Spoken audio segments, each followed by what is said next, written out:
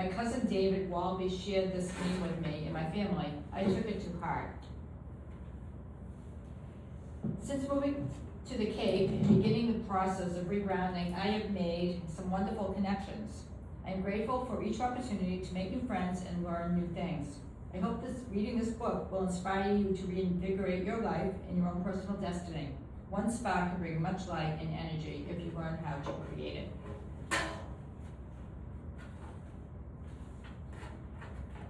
Are you ready to reground your life?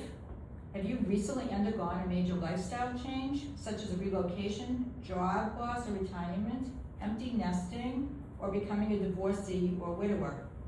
If so, I am here to help you adjust to your new circumstances, to reground your life. As we approach mature adulthood, we can see how fragile life is and come to realize the limited time each of us have on earth. My goal in the years to come is to make the most of each day and enjoy every moment to the best of my ability. I lost both my parents about 10 years ago after short illnesses. They were each too young to die, and both shared a vibrant sense of energy to live. Both visited medical professionals regularly and maintained ongoing health awareness. Their deaths had a profound impact on my life, helping me to understand the importance of making the most of each moment. My mom had always wanted to travel to Copenhagen and was stricken with pancreatic cancer while planning a trip there. She had the opportunity to join my brother and his family to visit their daughter who was studying abroad during her junior year. My mom had saved for the trip, but sadly could not go. Her circumstances really hit home with me, and sometimes you put things off and miss out on fulfilling a cherished dream. A few years ago, I bought a pillow with the following motto: happiness is a journey, not a destination. It reminds me to live each moment instead of postponing happiness until sometime in the future.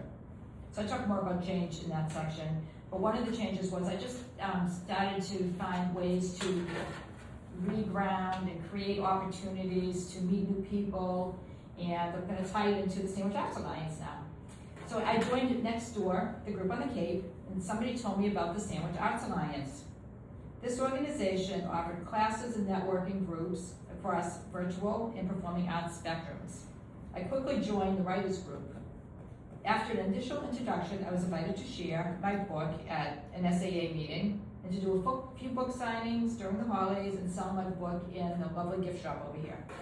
I also began to meet other local authors, and I see many familiar faces here, and started to become more involved in the Cape Arts community. One of the projects in the group I became involved with was writing the book about the history of the Sandwich Boardwalk. I was asked to participate and write a chapter on the impact of Hurricane Sandy, and I became part of a town-wide fundraising effort to build the boardwalk, and we talked about it the other day with Donna. Dan Coe was the mastermind behind the rebuilding of the effort, and I was directed to consult with him as my primary resource. We met a few times in Sandwich, at first at Beth's and then at Snowy Owl, to allow me to draft my project, to draft my chapter, write it, and receive edits. This project helped me legitimize myself as a legitimate author. The book came out in late 2023 and is a wonderful coffee table book. If you don't have one, they are for sale still, I believe. A few months ago, I learned that the Sandwich Arts Alliance was starting a performing arts advisory group. I have become involved in the theater world since my son Greg's early acting years back in Dover, where we used to live, and I'm excited to be able to pursue that as another creative outlet and with like-minded people. And just through my journey, I found you go through different circles of lives, and things bring you together and bring back your past and brings it up to your future. So I'm just going to read one last section. In 2025 was the most recent year of cicadas on Cape Cod. They come out every 17 years and make a lot of noise, but will soon be gone. 17 years ago, I was living as the suburban mom life in Metro West Boston with my son, a freshman at NYU, and both my daughters in high school.